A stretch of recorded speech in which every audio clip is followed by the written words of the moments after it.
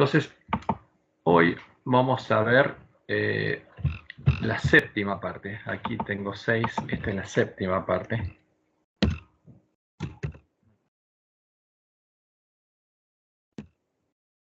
De nuestro estudio. De la profecía de las 8, estamos con la profecía de las 8 iglesias y ahora los hechos que podemos ver en la historia. Entonces, en nuestros estudios de los hechos que podemos ver en la historia, llegamos al final del periodo de Tiatira, a finales del siglo XIII, cuando, utilizando la Inquisición, el hombre pecado logró echar por tierra el lugar santuario de Dios y la verdad, asesinando a todo el pueblo que conocía a su Dios y no adoraba a la imagen en la que él adoraba, y logró dar muerte a los 2 testigos. Entonces, este es el periodo de Tiatira, que comenzó cuando se manifestó el hombre de pecado, o sea, cuando los apóstatas completaron su obra. Constantino le dio la tiara, el trono sumo pontífice romano, o sea, de cabeza de Jezabel al obispo de Roma. Se unieron las 2 religiones, el paganismo y el cristianismo, y simplemente estos apóstatas se unieron a la religión pagana del Imperio Romano, a Jezabel, y a partir de ese momento empezó la persecución del pueblo de Dios. Y llegaron a conocer las profundidades de Satanás. Y en el año 380 se unieron a la bestia romana para buscar asesinar al remanente del pueblo de Dios. Y empezaron a perseguirlo hasta que finalmente, a fin del siglo XIII, como Dios le mostró en el Juárez, fue exterminada la iglesia del desierto. Los valdenses, el pueblo conocía a su Dios y tenían la Biblia sin corrupción, terminaron de ser asesinados y la iglesia del desierto desapareció. Y Roma pudo destruir los ejemplares de la Biblia sin corrupción y solo quedaron los cadáveres, o sea, la Biblia católica. Ahora vamos a volver un poquito atrás, porque después, como habíamos visto el camino que recorrieron los apóstatas para unirse a la bestia, de paso aprovechamos y vimos que, como Dios anunciaba, el falso profeta seguiría el mismo camino. Y vimos que realmente lo está siguiendo. Entonces vimos los pasos que ya dio el falso profeta. Pero ahora vamos a volver un poquito atrás. Ahora, ¿qué pasó en el año? Porque vamos a ver cómo influyó el Concilio de Nicea después en la política del Imperio Romano. Porque nosotros sabemos que después a la bestia romana le salieron 10 cuernos. 3 de los cuales eran arrianos y cayeron. ¿Y por qué tuvo cuernos arrianos la bestia romana? O sea, la bestia romana siempre fue pagana y todos sus cuernos son paganos. Eso nos muestra que tanto el cuerno pequeño como los cuernos arrianos eran paganos. Pero vamos a tratar de ver un poco este paganismo arriano. Y vamos a ver cómo surgió el arrianismo. Y vamos a ver cuándo el obispo de Roma tomó el poder político en el 538. ¿Cómo es eso? ¿Cuál fue el evento? Entonces vamos a repasar, vamos a volver un poco a la historia y vamos a ver qué pasó. Porque nosotros, como estábamos diciendo, nos adelantamos en el tiempo para ver la primera parte de los eventos preparativos que ya se han desarrollado para que una nueva bestia suba de la tierra. Entonces vimos la unión en diálogo ecuménico entre la bestia y el falso profeta, que culminó 40 años después en la unión en puntos comunes de doctrina entre estas entidades. El momento en el que el falso profeta se une a la bestia religiosa como su séptima cabeza y hace sanar la herida de muerte de la bestia romana. Y esta unión es la que nos muestra cuál es la imagen del dragón a la que ya están adorando juntos la bestia y el falso profeta. O sea, es un hecho, porque la bestia y el falso profeta le van a preparar el camino a Satanás y van a engañar al mundo entero, y ya se unieron en una religión común y ya la conocemos. Y el ver estos hechos en la historia es lo que abre nuestros ojos y nos permite comprender el significado de las palabras de la profecía. ¿Cuál es el antitipo de los símbolos de la profecía y cuál es el significado del mensaje del tercer ángel? Y al comprender u oír las palabras de la profecía, llega el tiempo en el que debemos empezar a guardarlas y nuestra fe necesariamente empieza a ser probada. ¿Qué hacemos cuando vemos con nuestros ojos los hechos que son cumplimiento de la profecía? Como dice Elena, debemos ver en la historia el cumplimiento de la profecía para estudiar las operaciones de la providencia en los grandes movimientos de reforma y para comprender O sea, si no vemos en la historia, no podemos comprender. Ahora, si vemos, comprendemos, nuestros ojos se abren y vemos y comprendemos el progreso de los eventos en el ordenamiento de las naciones para el conflicto final de la gran controversia, en el que nosotros tenemos que tomar parte. Ahora, cuando vemos eso, ¿qué hacemos? Jesús dice, he aquí vengo pronto, bienaventurado el que guarda las palabras, la profecía de este libro. O sea, ¿qué tenemos que hacer nosotros después de oír las palabras profecías? Tenemos que guardarlas. Y por eso Jesús nos dice algo claro, yo testifico a todo aquel que oye las palabras de la profecía de este libro. Si alguno añadiere, y hay que tener muchísimo cuidado en esto, no podemos añadirle nada a las palabras de la profecía para lograr que una interpretación se adapte a nuestra idea. Si alguno añadiere a estas cosas, Dios traerá sobre él las plagas que están escritas en este libro. Y si alguno quitare de las palabras del libro de esta profecía, Dios quitará su parte del libro de la vida, de la santa ciudad y de las cosas que están escritas en este libro. O sea, si nosotros quitamos o negamos la profecía, en vez de guardar las palabras de la profecía, no podemos recibir la bendición de Dios. Al contrario, nuestro nombre va a ser quitado. Entonces, no hay que agregar ni quitar, hay que guardar lo que Dios dice. Por eso la pregunta es, ¿vamos a guardar o vamos a negar, quitar o añadir a las palabras de profecía? ¿Y por qué podemos llegar a hacer eso? Porque las palabras de profecía nos chocan, porque empezamos a ver lo que no veíamos. Y lamentablemente, siempre en la historia pasó. Muchas personas se niegan a ver lo que les mueve un poco el piso. Ahora, pero el que tiene hambre y sed de justicia, al ver lo que está pasando, se pone contento, porque puede ver y entender, y puede guardar las palabras de la profecía. Y es en este momento cuando empezamos a ver lo que antes no veíamos, en el que debemos evitar cerrar nuestros ojos a la realidad, caer en el fanatismo y oponernos a la predicación del mensaje de los tres ángeles. Como dice Elena White, que va a ocurrir. Evento de los últimos días, página 213.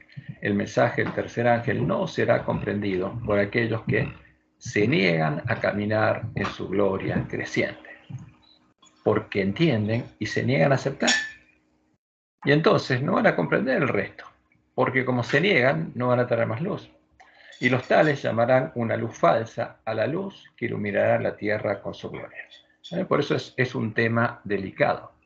Entonces vamos a ver un tema que nos atañe y en algún momento vamos a ver lo que Elena habló, indicando justamente lo que Dios le mostró que pasaría en la iglesia sobre el fanatismo que habría en la iglesia adventista, porque en la iglesia adventista también habría fanatismo.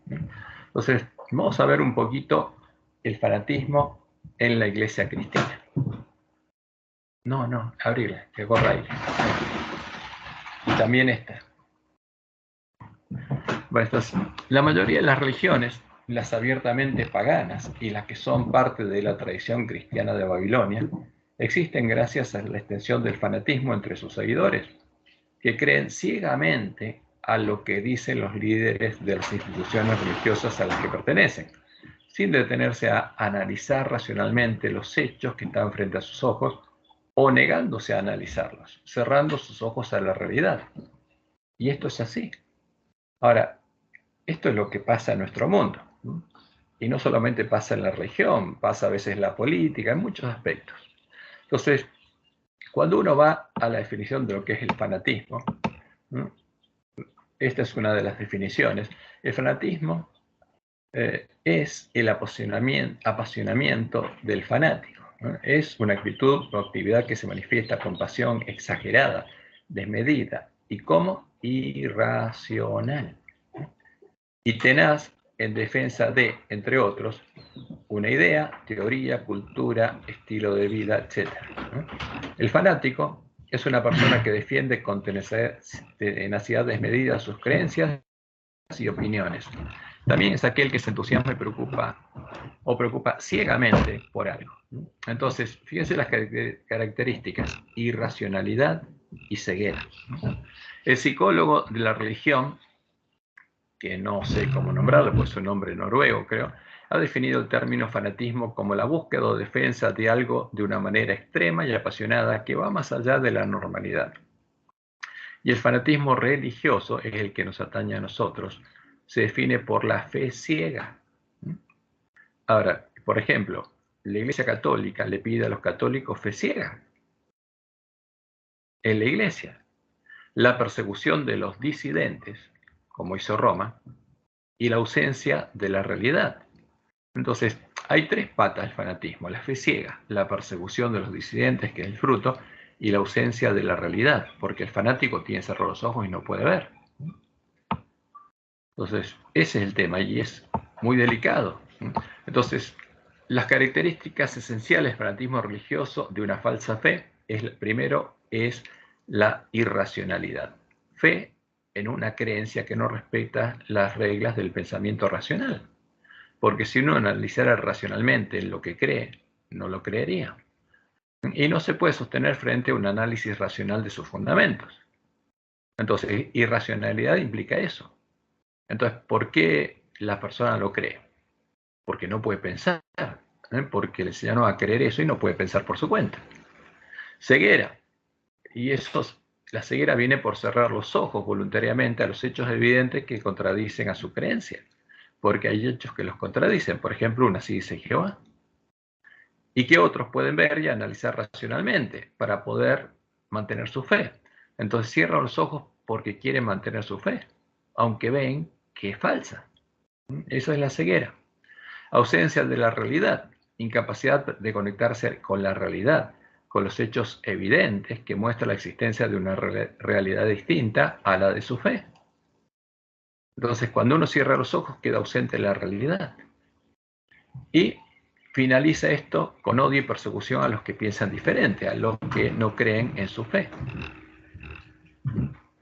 Y estas son las características que nosotros tenemos que identificar y evitar. El fanatismo religioso es exactamente lo que se manifestó en el tiempo de la apostasía de Balaam, al comienzo del siglo IV, en medio de la nueva Iglesia Universal o Católica del Imperio Romano, que, para defender la fe católica, se unió al Estado y empezó a perseguir y asesinar a los cristianos que no creían en su doctrina, a los miembros de la verdadera Iglesia de Cristo, al pueblo que conocía a su Dios. Y eso es fanatismo, irracionalidad, ceguera, ausencia de la realidad, odio y persecución a los que piensan diferente. Y la pregunta es, ¿eran también fanáticos los cristianos que prefirieron morir antes que negar su fe?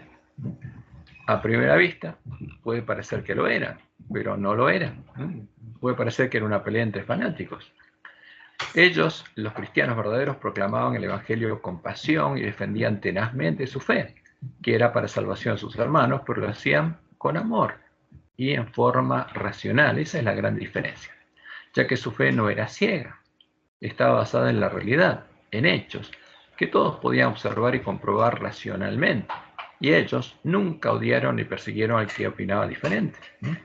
En ellos se vio el fruto de la verdadera fe, el fruto que se había visto en Jesús, porque tenían la fe y el testimonio de Jesús.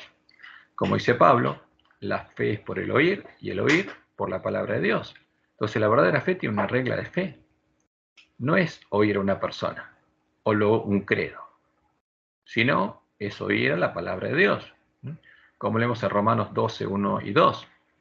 Así que, hermanos, os ruego por las misericordias de Dios que presentéis vuestros cuerpos en sacrificio vivo, santo, agradable a Dios, que es vuestro culto racional. O sea, jamás Dios va a aceptar un culto que no sea racional, de una persona que no lea racionalmente su palabra y la comprenda. Porque lo otro no es adorar a Dios. Dios quiere un culto racional. No os conforméis a este siglo, sino transformaos por medio de la renovación de vuestro entendimiento, para que comprobéis cuál sea la buena voluntad de Dios, agradable y perfecta. Entonces, la verdadera fe es la del que comprobó cuál es la voluntad de Dios, por su palabra. Y tiene un fundamento su fe, porque crea la palabra de Dios. Hay un escrito, está, un hecho, está escrito. No cree cualquier cosa. Y si lo que cree es contrario a la palabra de Dios, lo deja de lado y se queda con la palabra de Dios. Eso es lo que hace un pueblo justamente que tiene la verdadera fe. Y porque la verdadera fe viene por el oír y el oír por la palabra de Dios. Y entonces cuando encontramos que la palabra de Dios dice algo distinto a nuestra fe, ahí somos probados. Podemos cerrar los ojos y negar la palabra de Dios, entonces nuestra fe se vuelve irracional y caemos en el fanatismo. Y, por ejemplo, vemos en Hechos 17:11, como dice Pablo, que los de Berea eran más nobles que los que estaban en Tesalónica, pues recibieron la palabra con toda solicitud, escudriñando cada día las escrituras para ver si estas cosas eran así. O sea, ¿qué hacían? Comprobaban si estaba escrito o no, si eran así o no. Entonces su fe, que era racional, porque lo comprobaban racionalmente, y basada en hechos, porque estaban escritas las cosas. Y Pedro, en 1 Pedro 3, 14 al 15, hablando de la fe de los cristianos, dice que los cristianos siempre tienen que estar preparados ¿para qué? Para dar razón. Ahora, dice, más también, si alguna cosa padecéis por causa de la justicia, bienaventurados sois. Por tanto, no os amedrentéis por temor de ellos, ni os conturbéis, sino santificad a Dios el Señor en vuestros corazones. Y estás siempre preparados para presentar defensa con mansedumbre y reverencia. Ante todo, el que os demande razón de la esperanza que hay en vosotros. Ahora, uno tiene una fe y hay una razón por la que tiene esa fe. Y el verdadero cristiano siempre está preparado para presentar razón de la esperanza que tiene. O sea, porque es una fe racional y está basada en hechos. No es una ceguera. No cree lo que dice la iglesia. Él cree en la iglesia. Por ejemplo, un católico tiene que creer en lo que dice la iglesia y no puede leer la palabra de Dios. Entonces no es una fe racional, no tiene fundamento. Lo dice la iglesia, lo dice el credo, lo dice las creencias de la iglesia. Pero eso no es la verdadera fe. Por eso nosotros somos llamados a tener la verdadera fe. Y en cambio, contrariamente a esto, como lo había anunciado Jesús, fue el fanatismo religioso el que llevó a los cristianos católicos a perseguir y asesinar a sus hermanos pensando que rendían servicio a Dios. Y ese fue el fruto de la obra de los espíritus demonios en los hombres que tenían la doctrina de Jezabel, los que fueron hechos parte de la sinagoga de Satanás y llegaron a conocer las profundidades de Satanás. Porque siempre que hay fanatismo, están los demonios atrás, guiando a los que actúan en forma fanática y persiguen a sus hermanos. Entonces Jesús fue claro, estas cosas os he hablado para que no tengáis tropiezo. Os expulsarán de las sinagogas, y los persiguieron y le expulsaron a sus hermanos. Y aún viene la hora que cualquiera que os mate pensará que rinde servicio a Dios. Y harán esto porque no conocen al Padre ni a mí. Entonces, los que guiaban la Inquisición, y finalmente los jesuitas encargados de la Inquisición, que son los que vinieron a nosotros, son los lobos vestidos de ovejas, piensan que rinden servicio a Dios, piensan que están trabajando para Dios, pero no conocen ni al verdadero Padre ni al verdadero Jesús. Ese es el tema. Ahora, por eso va a haber fanatismo a la iglesia, porque lo mismo pasó en Roma, va a pasar en la iglesia adventista, Dios les mostró en la de Juárez. ¿A quién habían llegado a conocer justamente el que perseguía a sus hermanos? Aunque creía que rendía servicio a Dios, el que tenía la doctrina de Jezabel no conocía a Dios ni a Jesús. Jesús fue claro, por sus frutos los conoceréis. En su corazón había sido sembrada, había germinado y había crecido la semilla de la cizaña y había llegado a conocer a Satanás. O sea, no era como Jesús, era como Satanás. Podemos esperar racionalmente que la misma semilla, eso es una pregunta para nosotros, dé un fruto diferente en nuestros días. Ahora, si se siembra la misma semilla en nuestro corazón va a dar un fruto diferente? No, racionalmente no podemos decir eso, por eso hay que tener mucho cuidado. Y Jesús nos advirtió que la semilla de la cizaña sería sembrada en su iglesia. Cuando vemos en la historia cuál es la semilla de la cizaña, cuál es la doctrina que la define, entonces, para desear que germine y crezca en nuestros corazones, esperando que dé un fruto diferente, tenemos que cerrar nuestros ojos, dejar de lado nuestro pensamiento racional y aferrarnos al fanatismo religioso. Y luego, cuando también veamos que empieza a dar el mismo fruto, volver a cerrar nuestros ojos.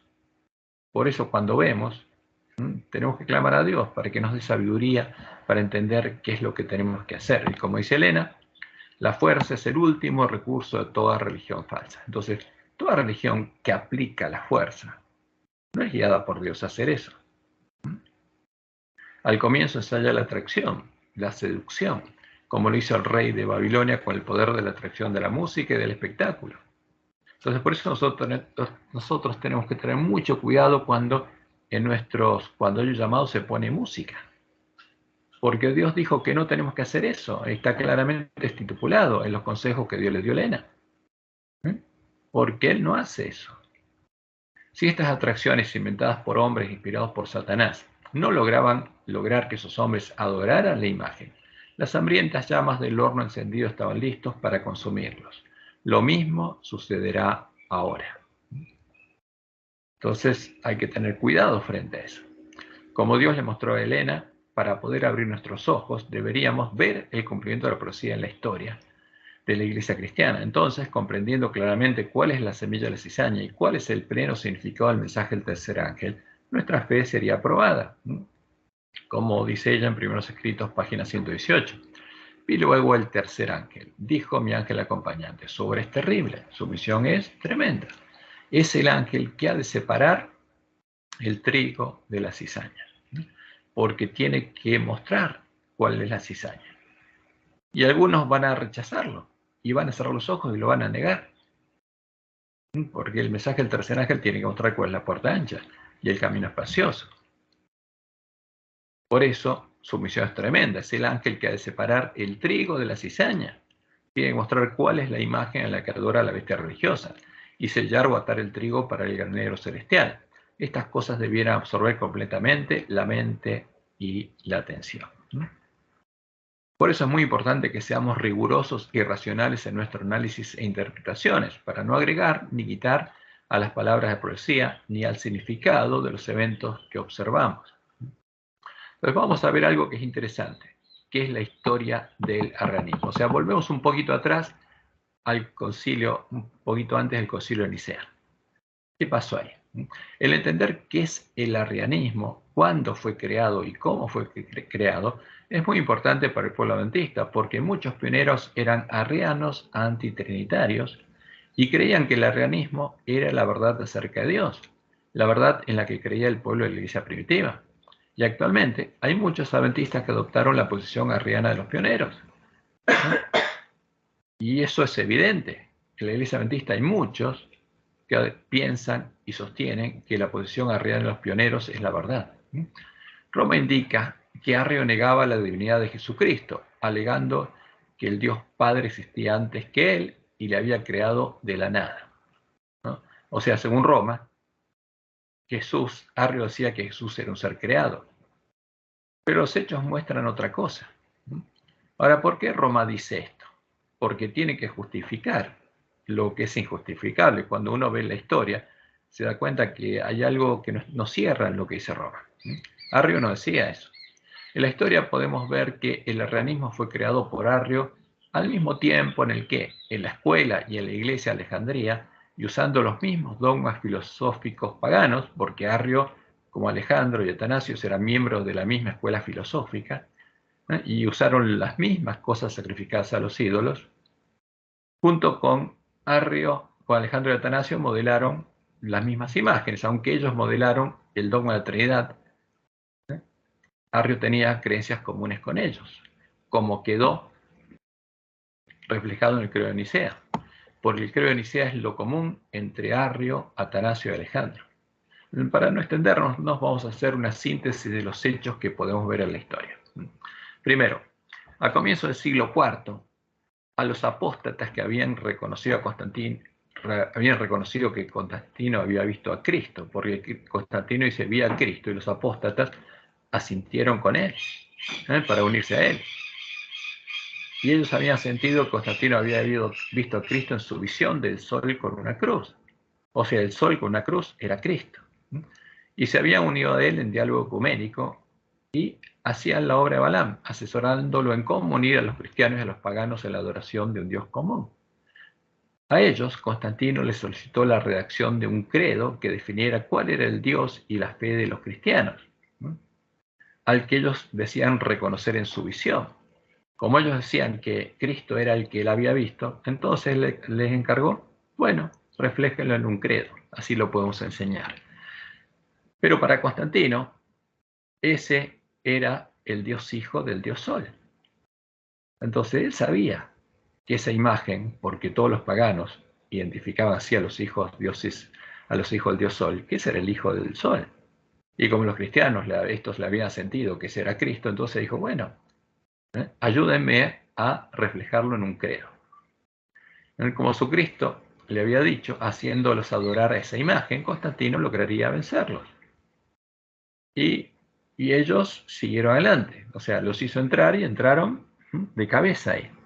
A esta obra se dedicaron varios miembros de la Iglesia de Alejandría y de la Escuela de Alejandría, entre ellos los más célebres Alejandro y Atanasio, el obispo de Alejandría y su joven ayudante, y Arrio, que era diácono de la Iglesia de Alejandría. Y ambos eran miembros de la Escuela Filosófica de Alejandría, o sea, porque comían cosas sacrificadas a los ídolos. Entonces esta es la Escuela de Alejandría, que volvió a florecer, y esta vez con una seguridad y ortodoxia admirables, dicen los católicos. ¿Por qué? Porque ahí, en esa escuela, fue modelado el dogma católico, la ortodoxia católica. El orientador de esta segunda etapa fue San Atanasio, dicen ellos. Porque Atanasio lo llaman santo, ¿por qué? Porque definió el credo católico actual. Pero Arrio no lo llaman san. Pero juntos trabajaron. El orientador de esta segunda etapa fue San Atanasio, frente a Arrio, porque se enfrentó a Arrio en la escuela, seguido del teólogo de la Trinidad, Dídimo el Ciego, como luego lo será San Cirilo, frente a Nestorio, explicando como un teólogo moderno la unión hipostática entre el verbo y la naturaleza humana de Jesús, porque surgieron varias disputas entre los filósofos y siempre la Iglesia elegía la opinión de uno. Y cuando uno ganaba, se convertía en santo. Entonces acá tenemos San Atanasio y San Cirilo, porque son los que definieron las fórmulas filosóficas que adoptó Roma. Ahora, estos dos grupos estuvieron inicialmente de acuerdo fíjense, los arrianos y los trinitarios, en definir al Dios Padre y al Dios Hijo como dos hipóstasis de la sustancia divina, o sea, dos personas que son Dios. Y definieron al Dios Hijo como habiendo sido engendrado por el Dios Padre de su esencia, su sustancia, como un Dios que es hijo de otro Dios, ¿no? Y esto es lo que ocurría con quién, con Apolo, con Mitra, con Horus, etc., con los hijos de los dioses. Y la definición del Dios Hijo como agente creador del Dios Padre, usando los conceptos creados por Platón. Entonces el Dios Hijo tenía que ser el agente del Dios Padre. Y esto es lo que quedó en el credo de Nicea. Pero no se pusieron de acuerdo en la definición del Espíritu Santo como una tercera hipóstasis de la sustancia divina, una tercera persona que es Dios, como proponía Atanasio, porque Arrio se oponía. Entonces, como resultado a este conflicto, Alejandro y Atanasio le quitaron a Arrio su cargo en la iglesia de Alejandría, lo depusieron. Le quitaron el cargo, ya no era más un diácono. Y lo que vemos en la historia es que el que arbitró entre ellos en el concilio ecuménico de Nicea, buscando que a Arrio le fuera devuelto su cargo en la iglesia de Alejandría, fue Constantino. Porque Constantino, ¿qué quería? Estos colaboradores que se estaban peleando quería que se unan, porque él quería unir al imperio y quería unirlos a ellos. Y él buscaba, como buen estadista, lo común entre ellos. Entonces, para no entorpecer el acuerdo, Constantino también buscó que en el credo de Nicea quedara reflejado lo que era común a ambos, y con lo cual Constantino también estaba de acuerdo, sin completar la definición del Espíritu Santo. Entonces, ¿están de acuerdo en el Padre y en el Hijo? La fórmula del Padre y el Hijo, listo. El Espíritu Santo no le importa, lo importante es eso, porque eso es lo que le importaba a Constantino. Y del mismo modo, en el que la imagen del sol con una cruz, antes para él representaba al Hijo del Sol, al que llamaban Horus, Apolo o Mitra, y ahora él y los apóstoles que hacían la obra de Balaam llamaban Jesucristo, a la misma imagen. Para Constantino, que la definición de Jesucristo se hiciera del mismo modo en el que los paganos definían a Horus, a Apolo o a Mitra, los hijos del sol, siendo engendrados de la esencia, de la sustancia del dios sol, era suficiente. O sea, no le importaba la tercera parte. Él quería eso, ¿no? O sea, quería que lo que ellos decían, que la visión de él era que para él era el hijo del sol, era Cristo, la definieran y pusieran en papel, y así ya la habían puesto. Entonces él estaba feliz y contento, ya está. Ahora, si los cristianos adoraban a esta imagen filosófica, él habría alcanzado su objetivo. Porque acá tenemos, fíjense, acá tenemos al dios Sol invicto. Tenemos el dios Sol, la diosa Luna, y a sus hijos, que son las cruces. Y ahí está Mitra, el dios hijo, el primogénito, el, como te llaman ellos, el Cristo. Y cuando se ve al Sol con la cruz en el medio, esa es la identidad de ¿quién? De un dios hijo. Entonces eso es un hijo del Sol. Porque los paganos cuando ponían una imagen Sol atrás quiere decir que era un hijo del Sol. Y ese era un hijo del Sol. Entonces decir que Cristo es un hijo del Sol es todo lo que quería Constantino, porque de ese modo ellos confirmaban en lo que decían con su boca, que empezarían a adorar al Dios de Constantino. Entonces esto es lo que quedó en el credo de Nicea. Creemos en un Dios Padre, todopoderoso, hacedor de todas las cosas visibles e invisibles. Y esto era genérico. O sea, porque Zeus cumplía con esto. Y ahora, en la definición que ellos hacían de los dioses que eran hijos de los dioses. Y en un Señor Jesucristo, el Hijo de Dios, engendrado. Fíjense, un Dios engendrado, como el unigénito del Padre, es decir, de la sustancia del Padre. Dios de Dios, luz de luz, Dios verdadero, engendrado, no hecho. Ahora, era un Dios engendrado, no creado, engendrado, porque era un hijo del Dios Padre, como Apolos era hijo de Zeus, no hecho. Y esto es lo común entre arrianos y trinitarios. Por eso vemos que los arrianos no decían que Jesús era un ser creado. No, decían que era un hijo engendrado, como nuestros pioneros, consubstancial al Padre, mediante el cual, ya viene el concepto de agente, o el verbo de Platón, todas las cosas fueron hechas, tanto las que están en los cielos como las que están en la tierra, quien para nosotros los humanos y para nuestra salvación descendió y se hizo carne, y se hizo humano, y sufrió y resucitó al tercer día, y vendrá a juzgar a los vivos y a los muertos. Y creemos en el Espíritu Santo, y no hay definición asociada. ¿Por qué? Porque Constantino quería evitar toda discusión. Esto es suficiente. Porque acá él veía reflejado aquí a Mitra, a Apolo. Entonces aquí, fíjense, tenemos las imágenes que pusieron, y ahora ellos son santos porque son representantes del Sol. Fíjense que tienen la cabeza. El Sol, porque son ministros, profetas, o ministros, o sacerdotes del Sol. Porque así reflejaban los paganos a sus sacerdotes. Y este es el resultado del Concilio de Nicea, dirigido por Constantino. Y ahí están los obispos que lo ayudaron. Por eso, contrariamente a lo que indica Roma, que Arrio y los arrianos fueron condenados y expulsados en el Concilio de Nicea, sabemos que el primer credo ecuménico unió a arrianos y a trinitarios y a Constantino, el entonces sumo pontífice romano, sumo pontífice de Jezabel, en la misma fe católica universal, como parte de la nueva Iglesia Universal o Católica del Imperio Romano, porque creían en la misma imagen. Y fíjense lo que encontramos aquí, lo que dice la historia. Hay evidencias de que los obispos presentes en el mencionado concilio, el de Nicea, fueron presionados de una u otra manera por Constantino I para reintegrar a Arrio y a otros miembros de su partido en los puestos eclesiásticos que ejercían previamente. Porque a Arrio, Alejandro y Atanasio le habían quitado el cargo. Entonces, ¿qué hizo Constantino? No hay que pelearse.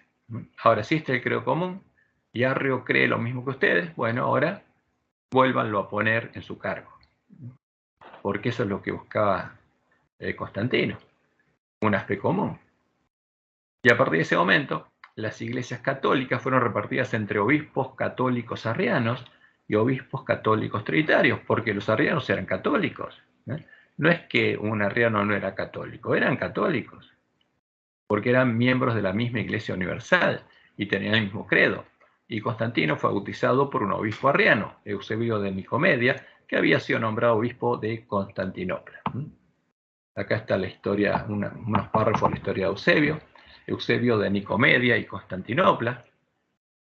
Fue obispo de Beritos, actual Beirut, posteriormente de Nicomedia, cuando la corte imperial residió allí, y finalmente de Constantinopla, desde el año 338 hasta su muerte. Fue uno de los obispos arrianos más importantes. Propagó el arrianismo entre los pueblos germánicos, particularmente visigodos, ostrogodos y vándalos.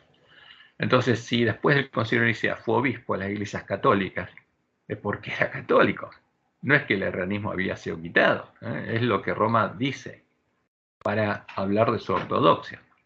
Estaba emparentado lejanamente con la familia imperial de Constantino I el Grande, lo que le proporcionó los medios para ascender desde la insignificante sede episcopal de Berytus, de Beirut, hasta la de Constantinopla, y además le permitió alcanzar gran poder eclesiástico. Gozó de completa confianza de parte de Constantino I y Constancio II, excepto por un breve periodo, y algunos creen que fue él quien bautizó primero en su lecho de muerte al primero, a Constantino, en su lecho de muerte en mayo del 337. Entonces, ¿qué era él? Obispo justamente de Alejandría, y bautizó al emperador. Y tenía la confianza de los emperadores. Se dice momento en el que está aún en comunión con la iglesia, porque finalmente con las peleas se empezaron a expulsar unos a otros, o sea, los arrianos a los trinitarios y los trinitarios a los arrianos. Entonces, una de las misiones de los obispos de la nueva Iglesia Universal o Católica de Roma era cristianizar a los romanos, y Eusebio fue el que hizo cristianos arrianos a los miembros de las tribus bárbaras que estaban en Constantinopla, a los visigodos, ostrogodos y vándalos, porque él era obispo de Constantinopla y ya tenía que, digamos, cristianizar al ejército, y entre ellos estaban los visigodos, ostrogodos y vándalos. A estas tribus a las que el imperio había contratado para ser parte de su ejército y a las que también había instruido militarmente. Fíjense, estas son las tribus que después se levantan contra el imperio, porque eran los generales del ejército los que tenían el poder y no había quien se les pusiera enfrente, porque ellos eran el ejército. Estaban instruidos militarmente y además ahora eran cristianos arrianos, eran católicos arrianos.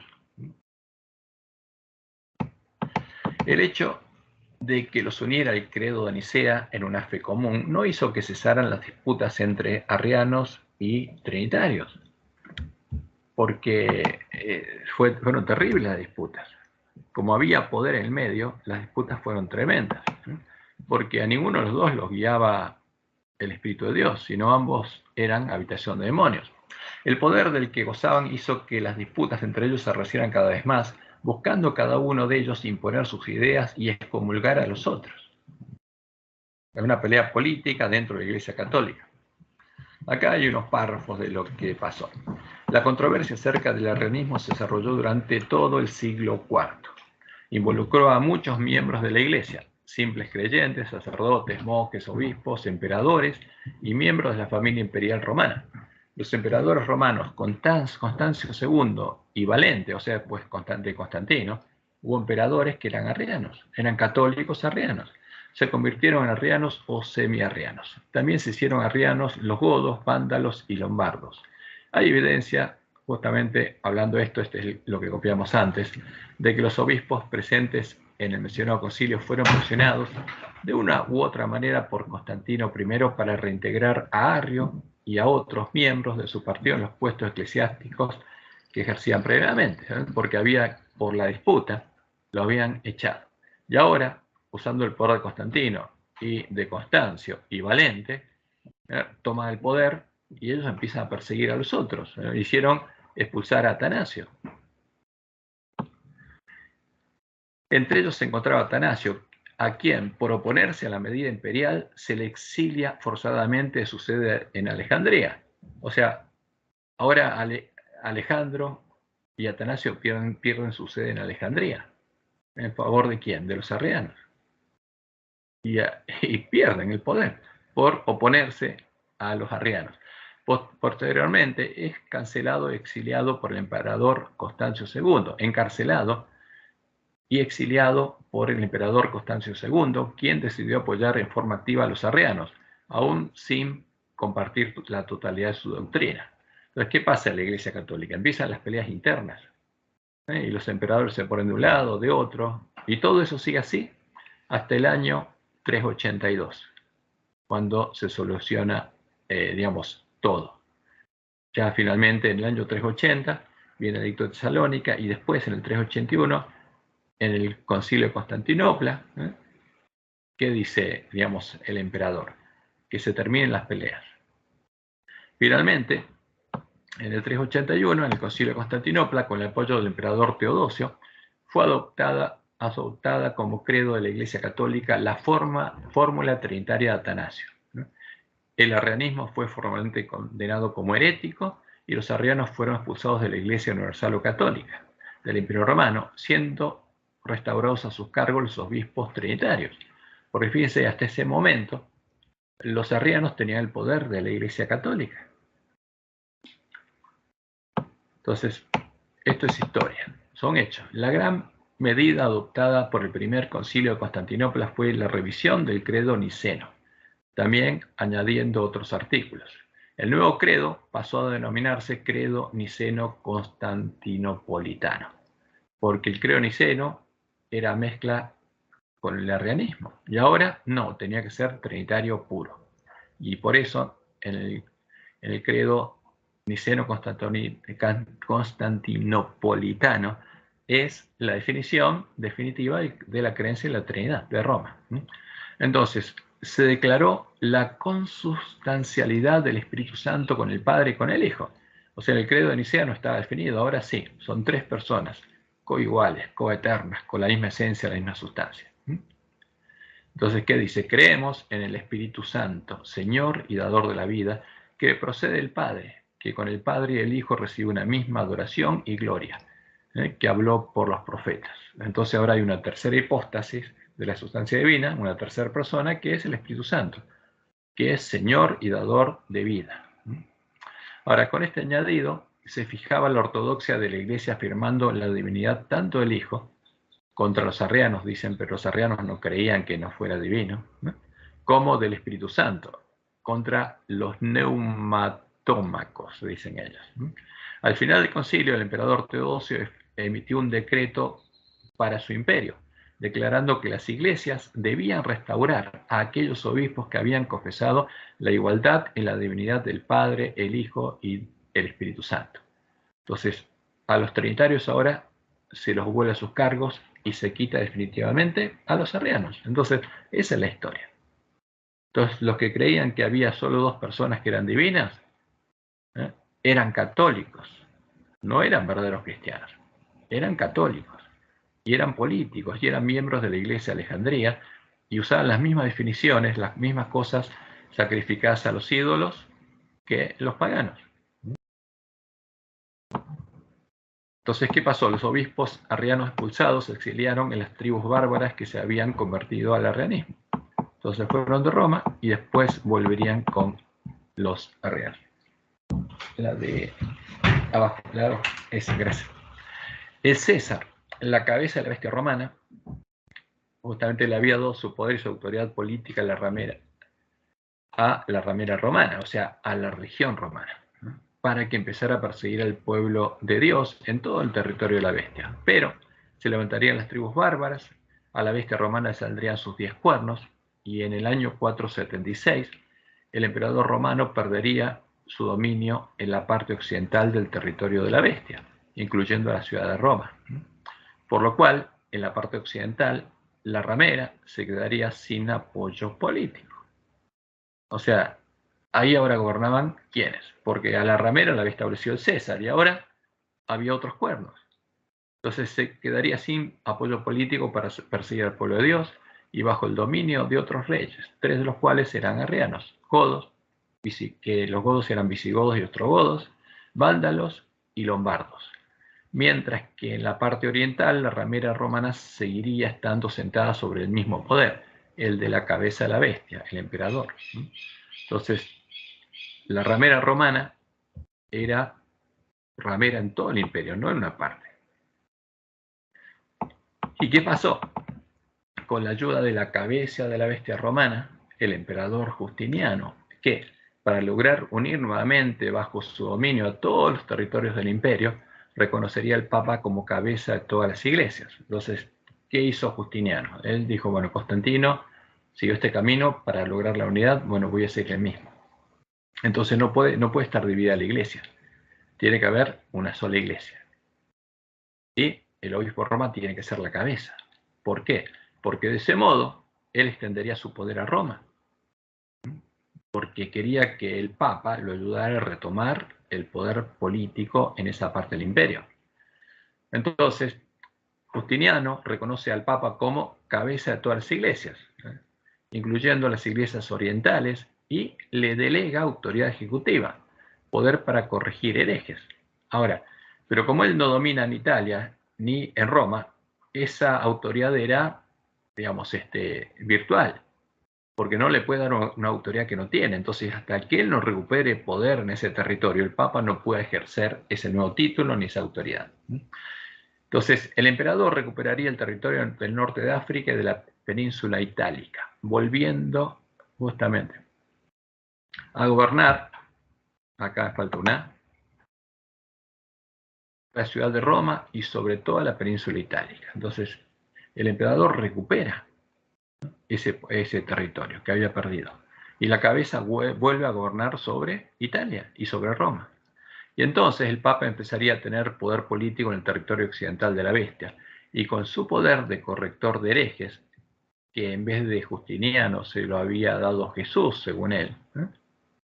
Porque, ¿qué empieza a decir el Papa? Jesús le dio esa autoridad para corregir a los herejes.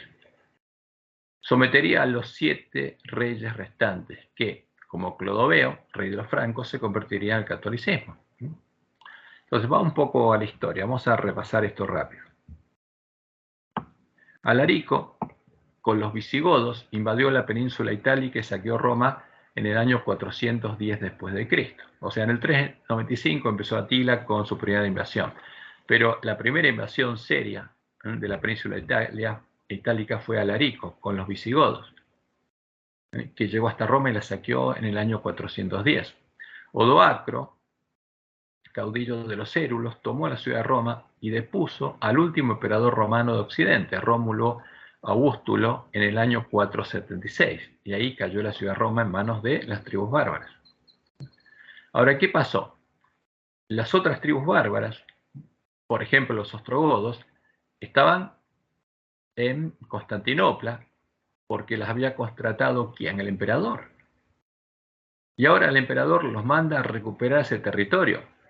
Pero cuando van a ese territorio y lo recuperan, no se lo devuelven al emperador, se declara ahora rey. En el año 493, en la batalla de Rávena, el rey arriano de los ostrogodos, Teodorico, general entrenado por Roma y convertido al arrianismo por los obispos arrianos de Constantinopla, siendo enviado por el emperador romano a recuperar la ciudad de Roma, mató a Odoacro y empezó a reinar en su lugar.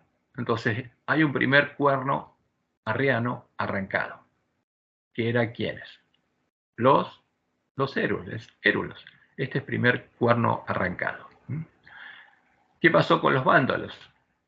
Y su rey arriano Genserico, que se habían apoderado del norte de África, de la flota romana que estaba en Cartago y de las estratégicas Islas Baleares, Cerdeña y Córcega, en el año 533 fueron derrotados por Belisario. ¿Por qué? Porque justamente el emperador manda a su general a recuperar los territorios que habían tomado las tribus bárbaras. Y Belisario derrota justamente a los vándalos en el norte de África y logra hacer caer ese cuerno. Ahora, ¿qué pasa con los arrianos del norte de África? Cuando su rey es derrotado, se vuelven al catolicismo. Simplemente aceptan que hay una tercera hipóstasis y listo, no hay ningún problema. Eso es lo que pasó con los arrianos. Todos se volvieron trinitarios. Siguieron siendo parte de la Iglesia Católica, solo que dejaron de ser arrianos. En el 536, el general Belisario, el general de Justiniano, que había tomado el norte de África, ahora, enviado por Justiniano, vuelve para tomar la península itálica y expulsa a los ostrogodos de Roma en el 536. Ahora, pero todavía no tiene poder justamente sobre la ciudad porque los ostrogodos vuelven y sitian a Roma. Pero en el año 538 se retiraron definitivamente de Roma. Eso es lo que pasó en el año 538. Belisario no le dio la autoridad al Papa en el 538, sino en el 533. Pero recién esa fue efectiva en el 538, porque ahí, justamente Justiniano, tomó el poder político por medio de Belisario de Roma. Entonces ahora sí le podía delegar al Papa autoridad. Entonces en el 538, ahí el Papa empieza a hacer efectiva su autoridad como corrector de herejes. Digamos, un poder ejecutivo, ya no religioso. Entonces ahí Justiniano tomó nuevamente el poder político, empezó a reinar sobre Roma. Entonces, ¿quién reina en Roma? La cabeza de la bestia. ¿Quién le había dado al Papa el título de sumo pontífice romano? La cabeza de la bestia, la cabeza del dragón, la sexta cabeza del dragón. Ahora, ¿quién le da su poder político? La cabeza del dragón, se la da Justiniano, en el año 538, porque ahora la cabeza está gobernando de vuelta en Italia. Y justamente los ostrogodos fueron finalmente derrotados en el año 553, y ahí cae el tercer cuerno. Y ahora el Papa tiene el camino abierto para ejercer su poder y empieza a dominar a los otros cuernos, porque se hace más grande que ellos. Inicialmente era pequeño y su poder crece hasta que se hace más grande que sus compañeros. Acá hay varios mapas de cómo fueron las invasiones bárbaras, pero no nos vamos a detener en esto, porque la idea es avanzar, porque nos interesa pasar esta época, pero ver cómo ocurrieron los hechos en la historia, cuáles fueron los hechos reales. Y Justiniano, buscando volver a unificar el imperio bajo su mando, en el año 533, había reconocido a la Iglesia de Roma como cabeza de todas las iglesias del imperio y le había dado al Papa autoridad para corregir herejes, delegándole parte de su poder ejecutivo, su autoridad política.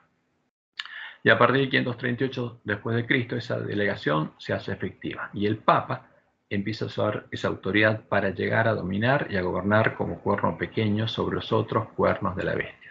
Entonces, por eso en el 538 surge el cuerno pequeño, que duraría hasta 1798, pero después perdería su poder político.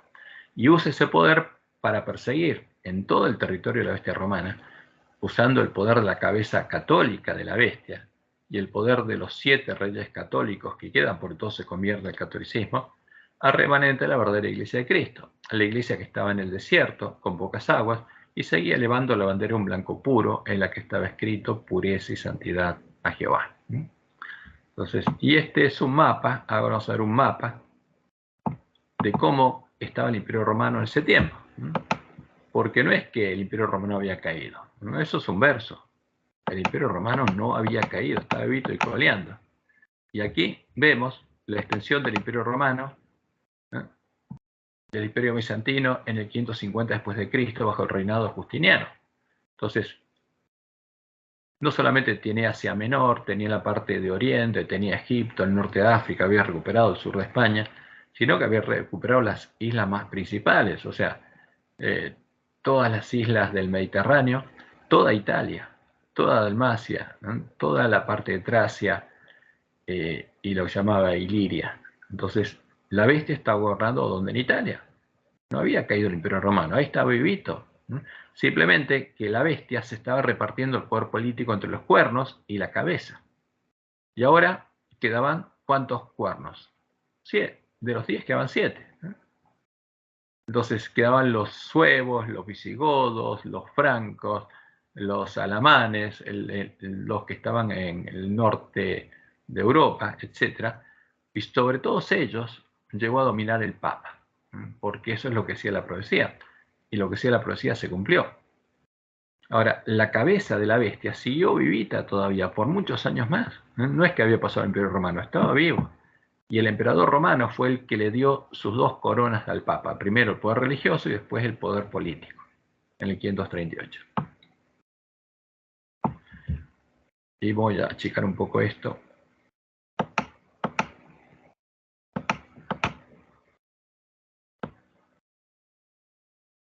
Entonces, a finales del siglo XIII, luego de crear la Santa Inquisición, entonces la Iglesia de Roma, Isabel, logró quebrantar o asesinar a todos los santos del Altísimo en todo el territorio de la bestia romana y así mató a los 2 testigos, quemando a los últimos ejemplares de la Biblia sin corrupción de la Iglesia del Desierto y echó por tierra el lugar santuario de Dios y la verdad. Entonces finalizó el periodo de Tiatira y comenzó el periodo de Sardis. Y El periodo de Sardis se caracteriza, lo vamos a ver en el próximo estudio, qué pasaba ahí, pero se caracteriza porque quedó una sola iglesia, la mujer de Isabel, y el pueblo que estaba cautivo en medio de ella estaba muerto, tenía nombre que vivía, pero estaba muerto. Y en el año 1453 después de Cristo, recién ahí cae Constantinopla y deja de existir la cabeza de la bestia romana. No hay más emperador romano. Entonces la cabeza, el imperio romano, como tal, siguió vivito hasta ahí. Ahora la bestia romana siguió viva, pero sí, ahora sí era gobernada por el cuerno pequeño. Toda la bestia romana, lo que quedaba de la bestia romana, era gobernada por el cuerno pequeño que reinaba sobre los 7 cuernos restantes. Y eso es historia, es importante entenderlo, para que entendamos por lo menos qué es el arrianismo y lo que ocurrió realmente en la bestia romana. ¿Qué pasó en este tiempo? En el concilio de Nicea I, habían, guiados por el príncipe de este mundo, había empezado a adorar a las imágenes filosóficas del dios de Babilonia, de Baal. Baal Padre, Baal Hijo, Baal Espíritu Santo. Ahora, en el segundo concilio de Nicea, Satanás los guía a establecer la ansiedad de adorar las imágenes físicas de sus dioses. Abiertamente, paganismo abierto. Las instrucciones de Dios a su pueblo eran muy claras, para que no cayera en las prácticas de los paganos. Aquí falta el no. Para que no adorara ni honrara las imágenes de la bandera negra de los paganos. ¿Qué pasaba con el pueblo de Israel? No debía hacerse imágenes, no debía inclinarse ante las imágenes, y no debía honrar las imágenes. Jamás tenía que hacer eso, al contrario, Dios le había dado instrucciones que a todas las imágenes que habían adorado los paganos las destruyera, que no estuviera en medio de ellos. Éxodo 20, 4 al 6. No te harás imágenes ni ninguna semejanza de lo que está arriba en el cielo, ni abajo en la tierra, ni las aguas debajo de la tierra. No te inclinarás a ellas, ni las honrarás. O sea, no hay que hacerse imágenes, no hay que inclinarse ante ellas, ni hay que honrarlas. Porque yo soy Jehová tu Dios. Ahora, porque si no estarían adorando ídolos. Y en Éxodo 20, 22 al 23, Dios le dijo claramente que no sean imágenes de él. Y Jehová dijo a Moisés, así dirás a los hijos de Israel, vosotros habéis visto que he hablado desde los cielos con vosotros, no hagáis conmigo dioses, o sea, no sean imágenes conmigo.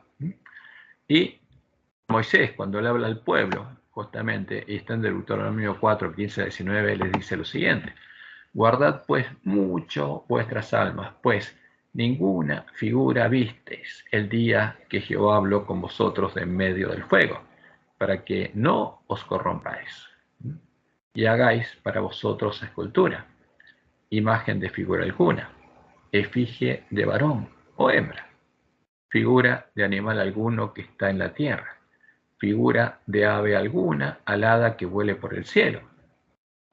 Entonces, ¿para qué Dios no le mostró nada? Para que no se corrompieran. Entonces Dios tuvo muchísimo cuidado de jamás mostrarles ninguna imagen que ellos pudieran usar, para que no se corrompieran.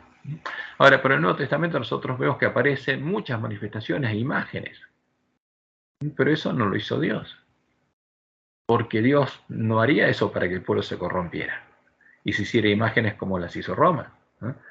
Muchas de esas palabras las puso Roma, pero Dios fue claro, no le mostró ninguna figura vistes para que no se corrompiera, para que no se hagan imágenes de nada, ni ninguna figura de ave alada alguna. Pero en el Nuevo Testamento nosotros vemos que supuestamente Dios le mostró imágenes de aves. Y la Iglesia Católica se hace esas imágenes y dice que es el Espíritu Santo. Ahora, pero Dios no cambia su forma de actuar, jamás haría eso. Entonces, ¿para qué? Para no sea que alces tus ojos al cielo y viendo el sol, la luna y las estrellas, o sea, las imágenes de la bandera negra de los paganos, y todo el ejército del cielo seas impulsado y te inclines a ellos y les sirvas. Entonces, ¿pero qué vio Constantino? Alzó su cabeza al sol y vio el sol, y vio la cruz, y la empezó a adorar, como la Iglesia Católica. Pero eso está claramente, eso es paganismo, Dios lo prohibió. Fue por esa causa que los compañeros de Daniel no se postraron ante la imagen de oro del dios de Nabucodonosor.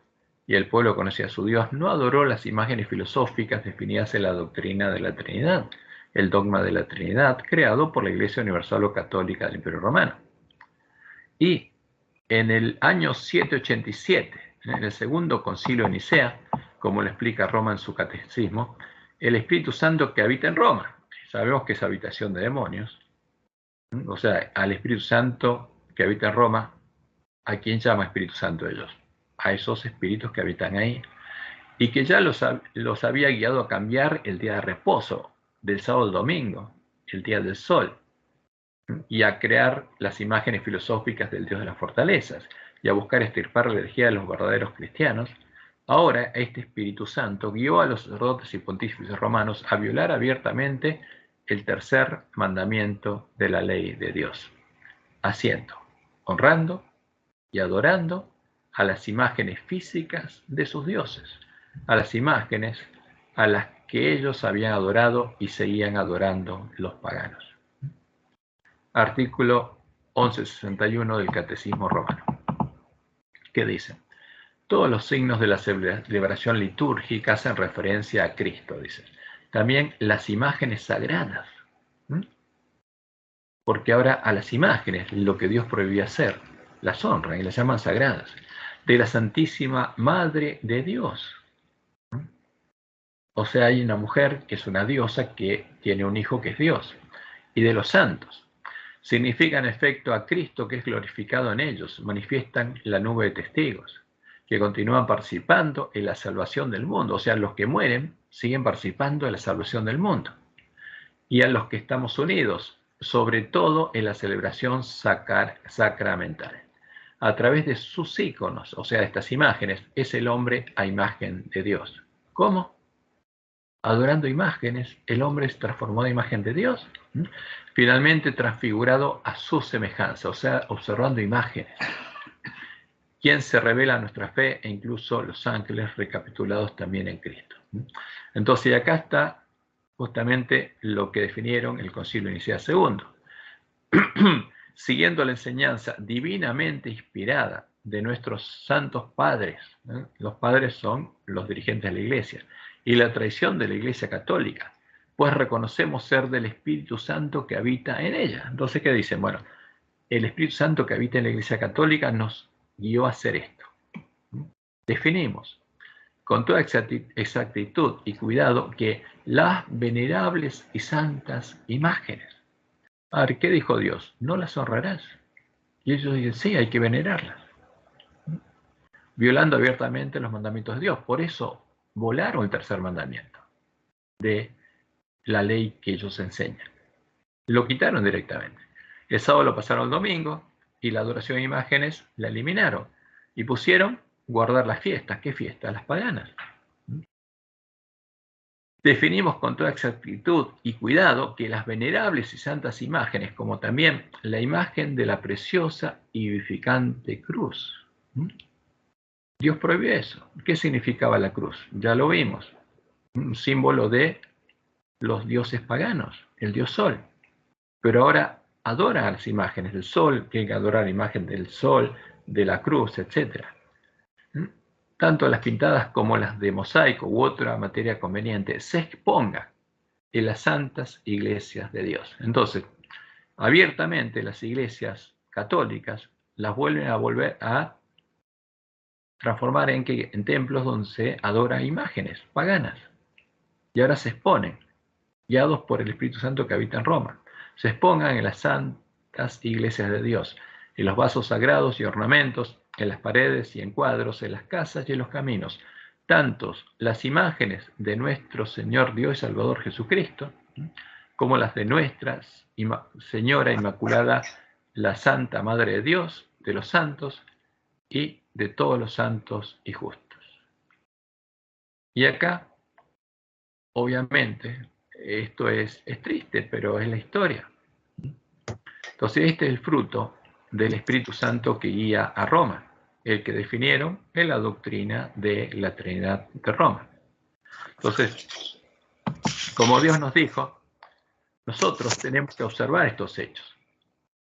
Y no podemos pensar que el Espíritu Santo, que guía a la Iglesia de Roma, y que ahora las iglesias protestantes se unieron a Roma en puntos comunes de doctrina, y las guía a ellas, como Dios nos dice que los hace habitación de demonios, puede guiarnos a nosotros a un lugar distinto que el que guió a ellos. Porque este Espíritu Santo es el que hizo germinar en el corazón de ellos la semilla de la cizaña, la hizo crecer hasta que ellos reflejaron plenamente la imagen de Satanás. Entonces, estos hechos tienen que abrir los ojos. ¿Y qué tenemos que hacer? Y está claro, cuando uno escucha el mensaje del tercer ángel que dice, si alguno adora a la imagen a la que adora a la bestia, ¿y a qué imagen adora a la bestia? Está claro. ¿A qué imagen adora el falso profeta? Y está claro, cuando uno ve los hechos de la historia, sabe cuál es la imagen que los llevó a conocer las profundidades de Satanás. Y este no es el Espíritu Santo verdadero. El Jesús al que adora Roma no es el Jesús verdadero. Y el Dios al que adora Roma no es el Dios verdadero.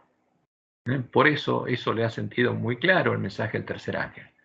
Y el pueblo de Dios que está en medio de la Iglesia Católica tiene que oírlo. Eso es lo que tenemos que predicar durante el fuerte pregón.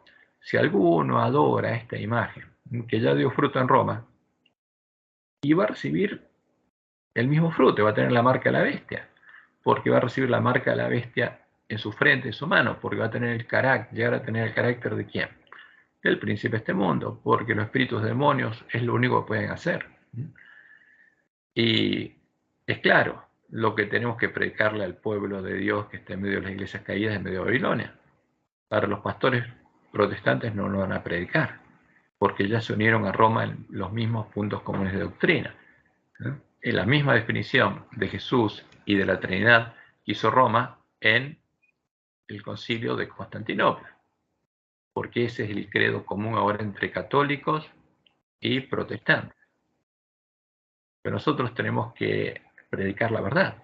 Entonces esto nos muestra la necesidad de buscar y encontrar la verdad. ¿Cuál es la verdad? Como vemos en la historia, los cuernos de la bestia romana, pagana, no eran cristianos. O sea, los cuernos arrianos no eran cristianos, eran paganos, eran cristianos católicos, que adoraban a las mismas cosas que adoran justamente los católicos, todos los católicos. Entonces, ¿cuál es la verdad? No es el arrianismo que tenían nuestros pioneros, no es el trinitarismo. ¿Cuál es la verdad? Entonces tenemos que buscarla, porque nuestra vida depende de eso. Entonces, viendo en la historia lo que pasó, eso nos llama a buscar la verdad. Hay un micrófono abierto, por favor, ahí, si lo pueden cerrar. No, también como lo voy a olvidar. A ver, vamos a ver por acá. Aquí parece.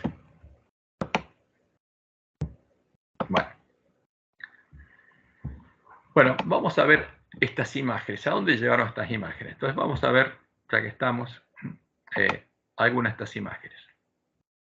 Porque estas imágenes físicas que empezaron a hacerse son las que nos muestran a quién adora Roma. Aquí está, fíjense, una iglesia católica, está el sol, y adentro IHS, y supuestamente el Sagrado Corazón de Jesús. Porque es el sol, es Baal. Por eso es Babilonia, porque adoran al sol. Claramente lo muestran en sus imágenes. Y al sol lo llaman Dios. Entonces, las tres hipóstasis de la Trinidad son Sol Padre, Sol Hijo y Sol Espíritu Santo. Porque es Baal Padre, Baal Hijo y Baal Espíritu Santo, porque está en Babilonia. Acá está, fíjense, esta imagen que es el Dios de Egipto. Porque por eso Dios la llama la gran ciudad que se llama Babilonia, Sodoma y Egipto. Porque adoran al mismo Dios. O sea, no son dioses distintos, es el mismo Dios.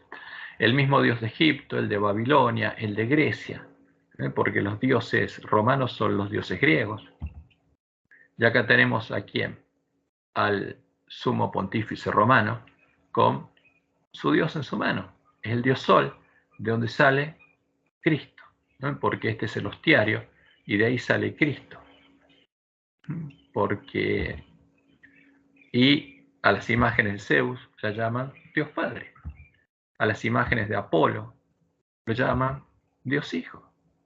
Y a las imágenes filosóficas, lo que logró Constantino, que los apóstatas a la imagen filosófica de Apolo le llamaran Señor Jesucristo.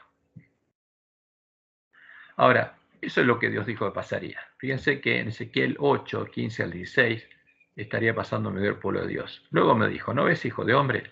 Vuélvete aún, verás abominaciones mayores que estas. Y me llevó al atrio adentro de la casa de Jehová. Y aquí, junto a la entrada del templo de Jehová, entre la entrada y el altar, como 25 varones, sus espaldas vueltas al templo de Jehová. O sea, le dieron la espalda a Dios. Al Dios sus padres estaban adorando a otro Dios, y sus rostros hacia el oriente, y adoraban al sol, mostrándose hacia el oriente. Ahora, es claro que Roma adora al sol, ella lo muestra y lo dice. Es claro que el falso profeta se unió a Roma para adorar al mismo Dios, en la misma religión, como Dios le había dicho a Elena de White. La pregunta es, ¿nosotros vamos a adorar al mismo Dios? Acá está la imagen de Zeus, busto de Zeus, y acá en la enciclopedia católica, cuando habla de Creonicea, dicen, este es Dios Padre. O sea, ellos mismos muestran la imagen de Zeus. Porque el Creonicea dicen, definió al Dios Padre. ¿Y quién es el Dios Padre? Y ponen la imagen de Zeus. Y Dios fue claro, no tenemos que hacernos ninguna imagen, pero Roma, por supuesto, se hace imágenes. Y en las imágenes de Apolo, como dijo Jesús, Apolo, como dice en Apocalipsis 9, del 1 al 11, cuando habla de la quinta trompeta y habla de los demonios que son soltados del abismo y tienen por rey sobre ellos al ángel del abismo, que es Satanás, cuyo nombre en hebreo es Abadón, el destructor, y en griego Apolión, Apolo, porque Apolión es el griego antiguo. O sea, los griegos, dice Jesús, adoran a Satanás llamándolo Apolo. Ahora, ¿y qué pasa si esa misma imagen de Apolo es adorada y llamada a Cristo? ¿A quién estamos adorando? Fíjense, Apolo en el arte. Y esto es claro, ¿no? Esto no es una opinión de un adventista. Son los hechos que nos muestran lo que está pasando. En el mosaico de suelo romano de finales del siglo II del de Gem, la romana Tistro, que es este, puede identificársele a quién? A Apolo, pues está hablando Apolo en el arte, identificársele como Apolo Helios por su halo radiante, aunque entonces incluso la divina desnudez de un dios se oculta bajo su túnica, la señal de crecientes convenciones de modestia en el imperio tardío. Otro mosaico de Apolo con halo de Adrumento, que es este, está en el Museo de Sus. Las convenciones de esta representación, cabeza ladeada, labios levemente abiertos, ojos grandes, grandes ojos, corte de pelo en rizos cayendo sobre el cuello, se desarrollaron en el siglo III a.C. para representar a Alejandro Magno. Entonces, ¿quién era Alejandro Magno? Era Apolo manifestado aquí como hombre. Era Apolo, y esa es la imagen de Apolo. Fíjense que esta es la imagen que está en la Estatua de Libertad de Estados Unidos. ¿Por qué? Porque le enchufaron una imagen de Apolo ahí. Algún tiempo después de la realización de este mosaico, las primeras representaciones de Cristo serían imberbes y con halos. Los historiadores del arte saben que esta es la primera representación de Cristo, que es la copia de Apolo sin barba y con halos. Entonces ahora, para disimular un poco, le pusieron barba. Entonces, la primera es Apolo Helios del siglo II. La otra es Apolo con halo del siglo III a.C. Y el tercero es Apolo Helios, que ahora lo llamaron Jesús, en la Basílica Santa Constanza de Roma del siglo IV. Y ahora vienen las Apolo moderno. ¿Por qué ahí está el sol? Porque es el sol, es una hipóstasis del sol. La cruz de Malta siempre fue un símbolo del sol. Y eso llama Jesús. Y está haciendo símbolos esotéricos que tienen un significado para ellos. Ahora, pero este no es Jesús, es Apolo, el ángel del abismo, es Satanás. ¿Por qué estas imágenes no son de Jesús? Porque el que se postra a ella, como Dios le mostró a Elena de White, está adorando a Satanás. Y este es el Jesús de Roma, el Jesús ahora que está adorando el falso profeta. Entonces, Roma, como tiene, cuando adora a Satanás, tiene que adorarlo, porque Satanás quiere que lo adora abiertamente. Y se hicieron imágenes del Dios Espíritu Santo, de la Santísima Trinidad, usando imágenes de cosas creadas, imágenes de varón, de una paloma, imágenes del sol. Fíjense acá, ahí están las imágenes del Espíritu Santo, es una paloma,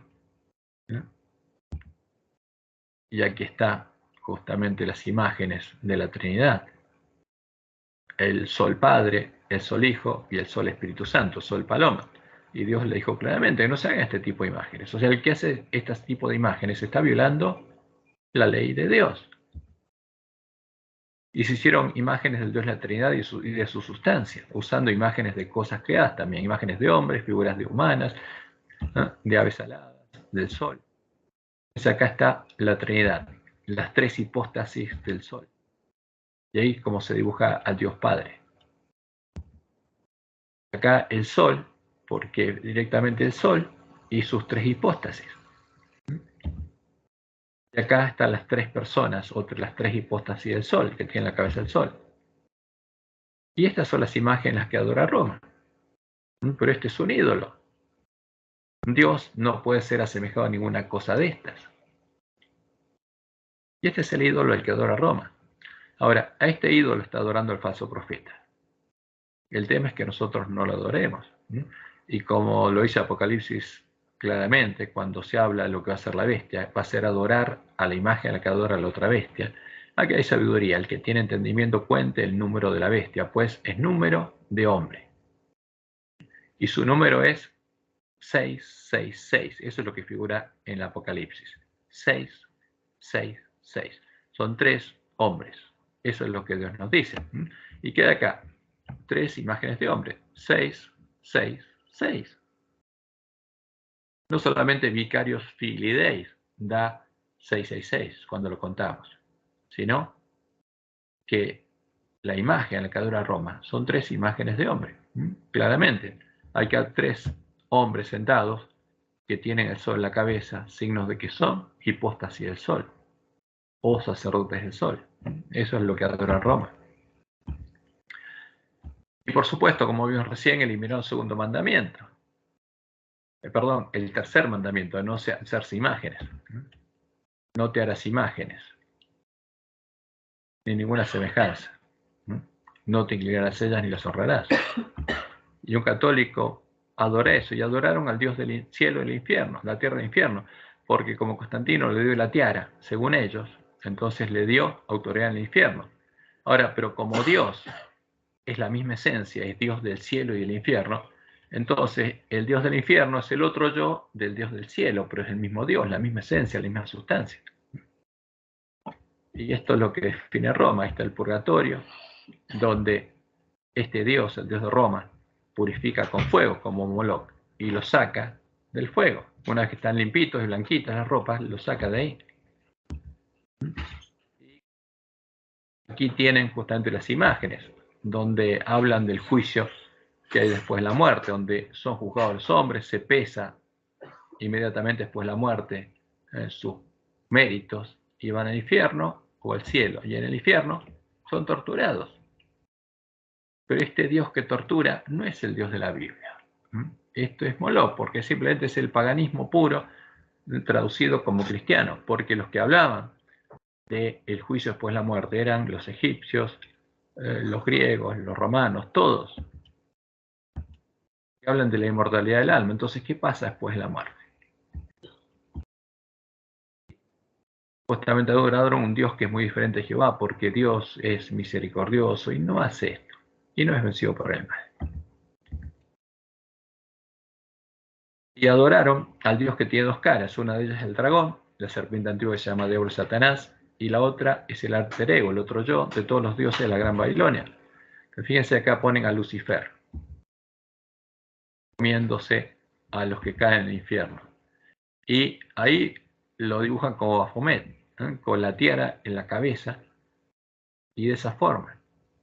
Fíjense que es hermafrodita porque tiene senos. Y aquí está con la tiara, porque es el rey del infierno. Ahora, pero el de arriba tiene la misma tiara. ¿Por qué? Y es la tiara que ahí está Silvestre I con la tiara. Entonces no hay diferencia, porque es el mismo Dios, porque tienen que adorar a Satanás. Y abiertamente lo adoran con sus imágenes. Esta es la unión sincrética del paganismo y cristianismo, porque ¿qué es el sincretismo? Entonces, cuando un rey domina a otro pueblo para unirlos en la misma adoración, lo que se da primero es unirlos a la misma adoración para que después que adoraran al mismo Dios, creyeran que ese Dios lo había puesto como rey. Era puesto por los dioses. Y ese es el sincretismo que tomó Roma. O sea, todas las imágenes, por ejemplo, la Isis, todas las de los dioses paganos, las cristianizó. ¿Y ahora quién adora? Ídolos paganos. Eso es lo que adora Roma. Por eso es pagana. Por eso es Babilonia. No adora al Dios verdadero. Y si nosotros reconocemos a Roma como la parte de la verdadera iglesia de Cristo, estamos negando la verdad. No podemos hacer eso, porque es pagana. Y el fruto que vemos en la historia es claro, ella es la mujer Jezabel, la gran ramera que se embriagó de la sangre de los mártires de Jesús. Ahora, el falso profeta ya se unió a ella. ¿Podemos reconocer al falso profeta como parte de la iglesia de Cristo? No, porque ya es parte de la Gran Babilonia, es una de las cabezas de la Gran Babilonia. Y fíjense, acá está el signo, el símbolo de ellos. Donde dicen las llaves de San Pedro son un símbolo de la Iglesia Católica, más específicamente del papado. Simbolizan las llaves del cielo y del infierno. Ahora, ¿Jesús le dio las llaves del cielo y del infierno? No. No, el Dios de este mundo, Satanás le dio eso. Jesús no tiene las llaves del cielo y del infierno, porque no existe el infierno. Esto es paganismo puro. Entonces, fíjense lo que dicen, para que una indulgencia pueda beneficiar a aquellos del purgatorio, porque el Papa tiene la llave, se requieren varias condiciones. La indulgencia debe ser otorgada por el Papa. Debe haber suficiente razón para otorgarla. La indulgencia y su razón deben incumbir a la gloria de Dios y utilidad de la Iglesia, no solamente para ser más útiles para las almas del purgatorio. O sea, no se dan por misericordia, por interés. La obra pía ordenada debe ser como en el caso de las indulgencias para los vivos. O sea que un vivo puede hacer una obra de caridad o lo que le digan que tiene que hacer para librar a un alma del purgatorio. Y estas son las tradiciones de Babilonia. Y fíjense cómo termina. Si el estado de gracia no es una condición requerida, con toda probabilidad, la persona que desempeña la obra puede ganar la indulgencia para los muertos, incluso si él mismo no esté en amistad con Dios. Bellarmino, un jesuita. Ahora, ¿qué quiere decir esto? Si alguien tiene plata, como el jefe de la mafia, aunque no esté en amistad con Dios, si paga, puede librar un alma al infierno. Esta es la religión de Babilonia. Esta es la bestia que subió del mar, y el dragón le dio su poder y su trono y grande autoridad, no Jesús. Pero ella llama al dragón, lo llama Jesús. El problema es que se maravilla toda la tierra en pos de la bestia. Todos los protestantes y adoraron al dragón, que había dado autoridad a la bestia, y adoraron a la bestia, diciendo, ¿quién como la bestia y quién podrá luchar contra ella? Entonces, cuando nosotros entendemos lo que está pasando, ahí el mensaje del tercer ángel nos prueba. Porque no podemos adorar a lo que adora Roma. Porque si adoramos a lo que adora Roma, estamos adorando al dragón. Ahora, una cosa es hacerlo ignorantemente y otra cosa es hacerlo conscientemente.